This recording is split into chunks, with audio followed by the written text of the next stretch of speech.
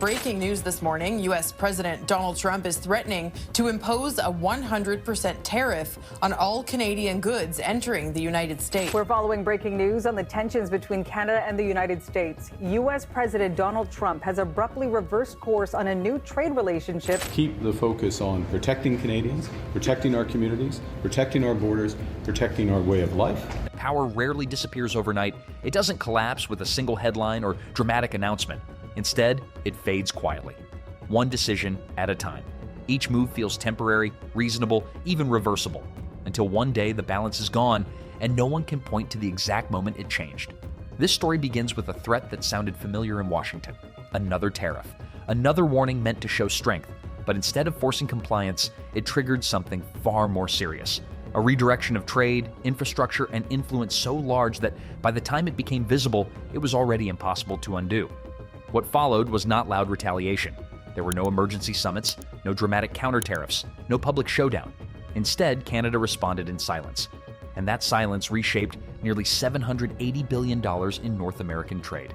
The first warning sign appeared when the president floated the idea of tariffs on Canadian fertilizer. Standing before cameras, he spoke loosely about imposing penalties if Canada continued supplying products that could be made domestically. The message was framed as economic strength and national self-reliance. But beneath the rhetoric, the reality told a very different story. More than 95% of the potash used in American fertilizer production is imported. Around 90% of that supply comes from Canada. Potash is not optional. Without it, modern agriculture simply does not function. Crop yields drop fast, food prices rise, farmers feel the impact immediately. Yet the threat came with no clear numbers, no timeline, no exemptions, just uncertainty. For farmers across the Midwest, that uncertainty was dangerous. Fertilizer prices are locked in months before planting season. Even the hint of disruption can mean the difference between profit and bankruptcy. The tariff threat may have sounded abstract in Washington, but on farms, it felt very real. What made the situation even more confusing was how quickly the tone had shifted. Just days earlier, cameras captured smiles and handshakes as the president stood beside Canadian Prime Minister Mark Carney at the World Cup draw. The images suggested stability, cooperation, business as usual. That image did not last. Trade talks that had been abandoned months earlier showed no signs of restarting. When reporters asked about renewing negotiations, the response was dismissive. Canada was described as a country that produced things the United States did not need. In Ottawa, that comment landed hard. American agriculture depends deeply on Canadian inputs. That isn't opinion, it's math, and Canada knew it. Only weeks earlier, Canadian potash had been quietly exempted from broader trade duties imposed on countries like China and Russia. That exemption was an admission that domestic production could not meet demand. It showed that Washington understood the supply chain. The new tariff rhetoric directly contradicted that reality. Canada noticed. So did producers. At the same time, pressure was already building from another direction. China had imposed a 100% duty on Canadian canola and a 25% levy on pork. The agricultural sector was being squeezed from both sides of the globe. For years, Canadian producers had been told that diversification was a luxury. The United States was close, reliable, and convenient. Routes ran south, ports were familiar, systems were built around American infrastructure. That thinking changed almost overnight. Instead of responding with threats or retaliation, Canada did something unexpected. It started moving quietly. Trade routes shifted, infrastructure plans advanced, contracts were signed, and gradually, Canada stopped routing hundreds of billions of dollars in goods through the United States. The turning point came in March 2025 at a gathering of Saskatchewan farmers preparing for the next planting season. Mark Carney stepped to the microphone and asked a question that had been avoided for decades. Why was Canadian fertilizer being shipped through American ports when Canada had its own Arctic gateway? The room went quiet. Everyone knew the answer. Canadian exports had been structured around American infrastructure not because it was the best option, but because it was familiar, because it was politically easy, because it had always been done that way. Saskatchewan alone sits on approximately 1.1 billion tons of potash reserves. Canada controls about 41% of global potash exports, generating roughly $5.5 billion a year.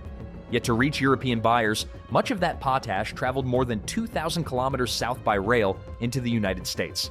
It passed through American ports along the Gulf Coast, crossed the Atlantic, and only then reached its destination. Every step generated fees. American railways, American ports, American logistics companies. Grain followed the same inefficient path. Canada exports around 27.7 million tons of wheat annually, worth more than $11.5 billion. Large volumes either squeezed through Vancouver's congested terminals or traveled south through American systems before heading overseas. For decades, this inefficiency was accepted as unavoidable. But it wasn't. The alternative had always existed. Churchill, Manitoba sits on Hudson Bay with a deep water port connected by rail. It was designed in the 1930s as a northern gateway, allowing Canada to bypass southern congestion entirely. From Churchill, shipping distances to Europe are thousands of kilometers shorter. Over time, political neglect turned the port into an afterthought.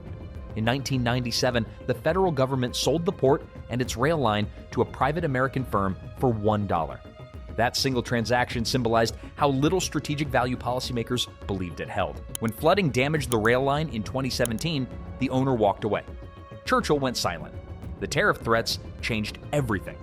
On March 7, 2025, Genesis Fertilizers announced a partnership with Arctic Gateway Group. The plan was simple but transformative. Import 300,000 tons of phosphate annually through the port of Churchill. Produce finished fertilizer in Saskatchewan, export it back through the same route. No American ports, no American railways, no exposure to tariff threats. Genesis plans to scale production to 1 million tons of fertilizer per year. That single facility removes hundreds of thousands of tons of cargo from American infrastructure annually. More importantly, it proves the route works. Once supply chains are built around a corridor, they don't snap back when politics change. Infrastructure creates habits, and habits become permanent. The Canadian government moved fast. A $180 million investment over 5 years was committed to modernizing Churchill. Grain handling systems were upgraded, storage expanded, loading equipment improved, icebreaker support extended the shipping season. Suddenly, Churchill was viable again. For European buyers, the benefits were clear. Deliveries were roughly 6 days faster compared to Vancouver. Logistics costs dropped, schedules became predictable, and there was no exposure to American political risk. The impact scaled quickly. Saskatchewan potash exports generate about $5.5 billion annually. Over 10 years, shifting even half of that volume north reroutes $27.5 billion away from American control. Grain exports followed. Conservative estimates suggest 15 to 20% of current volumes could move through Hudson Bay. Fertilizer imports, processed exports, critical minerals, future energy shipments. Over a decade, with growth, the redirected trade approaches between $700 and $800 billion. That money represents cargo no longer moving through American ports, railways, and logistics networks. Revenue streams quietly vanished, jobs faded, leverage disappeared. There was no treaty violation, no closed border, no trade war escalation. Canada invested in its own infrastructure and used it. Every new tariff threat only strengthened the case for independence. The effects spread beyond agriculture. Manitoba producers signed export deals through Churchill. Northern mineral projects gained a shipping corridor.